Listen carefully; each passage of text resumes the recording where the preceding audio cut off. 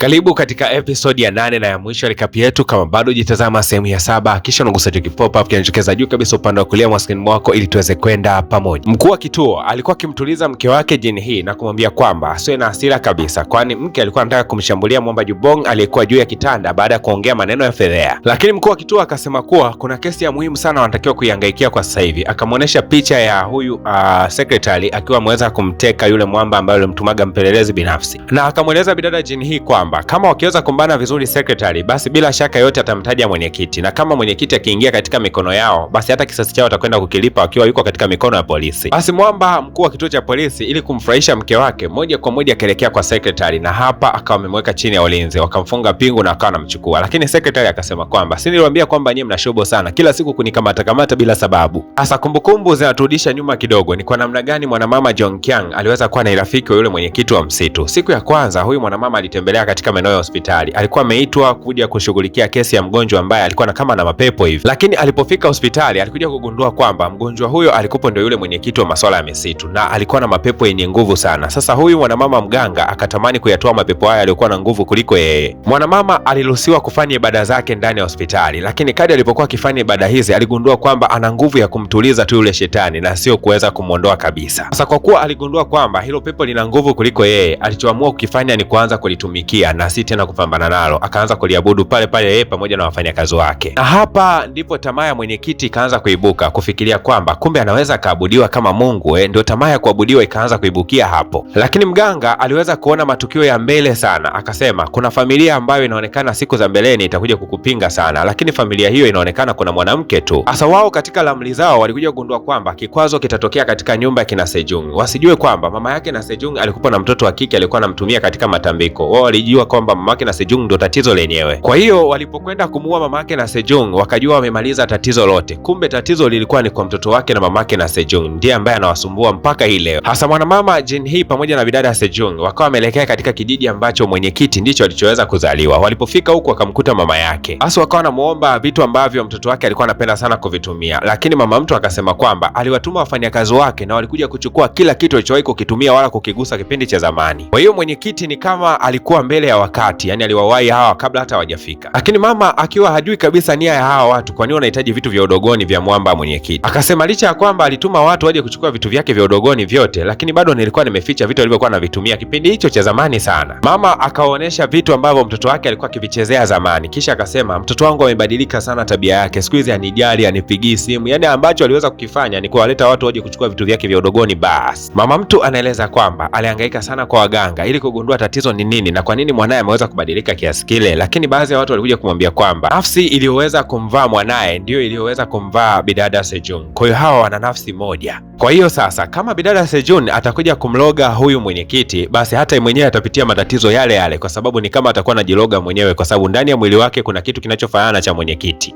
Lakini licha ya bidada Sojin kujua madhara atakayokwenda kutokea mara baada ya yeye kuweza kumloga yule mwenyekiti, alisema yuko tayari kwenda kumloga yule mwenyekiti liwalo na liwe. Huku ndani ya kituo cha polisi mjadala mzito mara baada ya secretary kuweza kukamatwa ni kwamba isije ikawa nyuma ya pazia yuko mwenyekiti. Sasa wakataka kumjadili sana huyu jamaa aweze kusema ukweli. Basi wakaanza kumfanyia mahojiano ndugu secretary. Akawaambiwa kwamba hakuna mtu ambaye yuko nyuma ya pazia katika haya yote unayoyafanya, ikiwemo ili ya kuweza kumteka mtu. Lakini mwamba secretary alibeba lawama zote akisema kwamba huyu mtu niliweza kumteka mimi mwenyewe kwa mapenzi yangu na kisasi changu binafsi, wala hakuna mtu mwingine nyuma ya pazia. Mkuu wa kituo cha polisi akawaza kuitangaza kesi ya mwamba secretary katika mitandao, na kama akifanya hivyo bila shaka hisa nyingi zitakwenda kushuka katika yale maeneo ya poli, kitu ambacho huenda pia kitakwenda kumtikisa mwenyekiti juu ya hali yake ya kiuchumi. Lakini akawa anakumbuka kwamba mke wake alimuonya kwamba asije akaingia katika njia za mwenyekiti akiwa yeye binafsi. Sasa siku ya leo ndio siku ambayo mwenyekiti alikuwa anatoka katika yale maeneo ya mapoli yenye kichwa kile cha Buddha ambacho kinasababisha uchawi usiweze kufanya kazi maeneo yoyote ambayo mwenyekiti atakuwepo. Sasa leo mwamba Otoma alikuwa ametimba kuja kumchukua mwenyekiti. Sasa bwana we, popote anapokuwepo Otoma ni sawasawa tu na kichwa cha Buddha, kwani hakuna uchawi unaweza ukafanya kazi mbele ya mwamba Otoma. Gari la Otoma lenyewe kwanza limetapakaa ilizi kila sehemu na kila njia anayopita zinamwaga ilizi kama zote. Basi mwamba mwenyekiti akapanda na akaambiwa kwamba hapa ni sehemu salama kabisa. Sasa bidada Jin-hee pamoja na bidada Sojin walikuwa wamekutana sehemu moja, walielekea katika jengo ambalo mwenyekiti siku ya leo atakuwa wanaingia. Sasa walinzi wakaweza kuwashtukia, wakaweza kujificha, lakini katika eneo walilokwenda kujificha, kumbe bana kulikuwa ndo kuna ule mti ambao unaonesha picha za watu wote ambao wanatakiwa kulogwa waweze kufa, na limebakia kama saa moja tu Otoma aweze kufanya tambiko kubwa sana litakaloondoa maisha ya watu wote ambao picha zao ziko katika ule mti wa masuala ya kifo. Sasa wamesubiri kwa muda mrefu sana, lakini wakashangaa kuona kuwa mwenyekiti mbona ni kama hatokei, lakini maandalizi ya ibada yanaendelea tu kufanyika maeneo haya. Sasa huku ndani ya kituo cha polisi ambako secretary ameweza kukamatwa, mwisho wa siku bana wakawa wamempiga picha na wakachukua ile picha yake wakaingiza katika application na wakaandika majina yake vizuri kabisa. Wakasema kwa kuwa umegoma kutuambia kwamba ni nani ambaye yuko nyuma ya pazia katika utekaji mliokuwa mnaofanya, basi na sisi tumeandika picha yako na jina lako vizuri kabisa pale katika application. Tuliambiwa kwamba ukimposti mtu huko na jina lake ukiliandika, basi hakika atakwenda kufa. Sasa ngoja tuangalie kama kweli wewe utakufa au hatakufa. Kwamba kuona picha yake iko kwenye application alishtuka sana, akasema jamani, naomba sana muifute hiyo picha haraka sana. Ni kweli kabisa mimi nilikuwa nashirikiana na mwenyekiti wa mapoli, na akamwomba mkuu wa kituo haraka sana atumie simu yake kuwastopisha wale wasiendelee kufanya tambiko haraka sana. Basi akatumia simu ya mwamba akawapigia watu kule na akamwambia kwamba naombeni mtoe picha yangu haraka sana huko. Lakini yule IT anayeshughulikia ile application ya mti akasema kwamba mbona picha yako haipo huku wala jina lako halipo.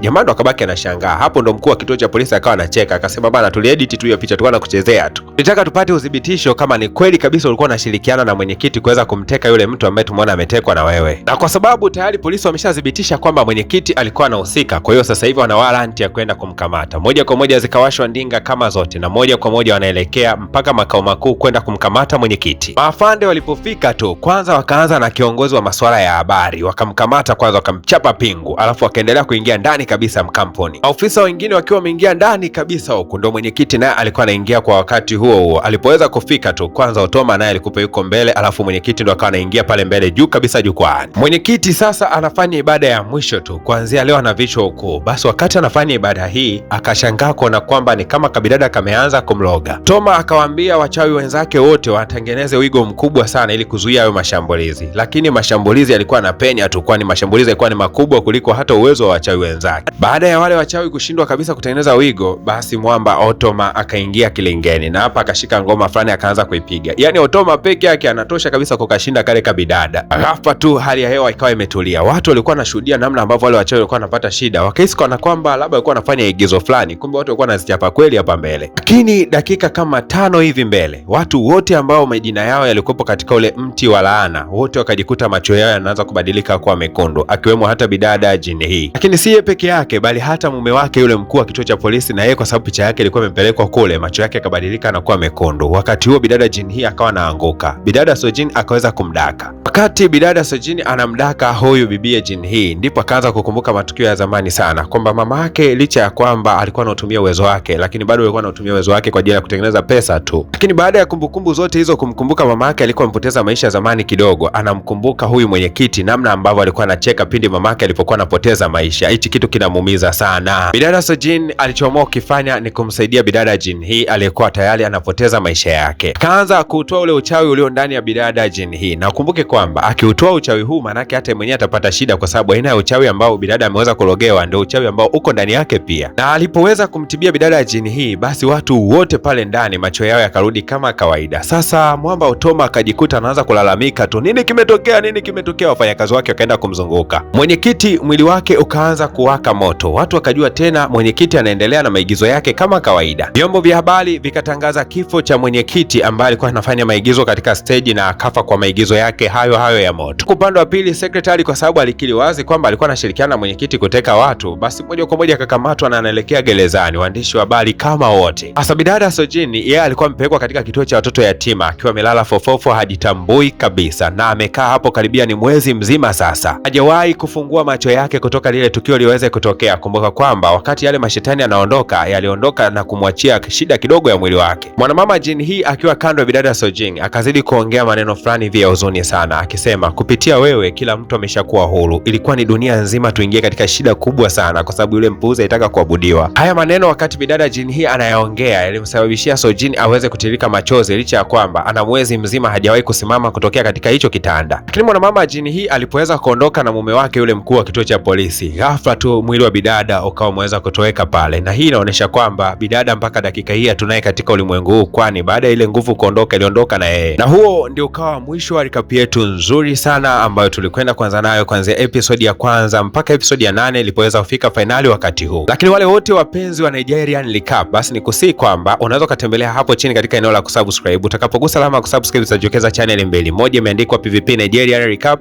Huko ndani itakuwa ni bandika bandua ya kazi zote za Kinigeria, lakini huku zitakuwa zinaendelea kazi zote za Kikorea ambazo tunaendelea nazo kila siku. Wakikuuliza anaitwa nani, waambie anaitwa DJ Paul wa PVP Media Max. Tukutane katika series mpya, series ambayo itakuwa ni ya moto kuliko hii. Bwana wewe usipange kukosa, kwani inaingia baada ya dakika chache kutokea hii.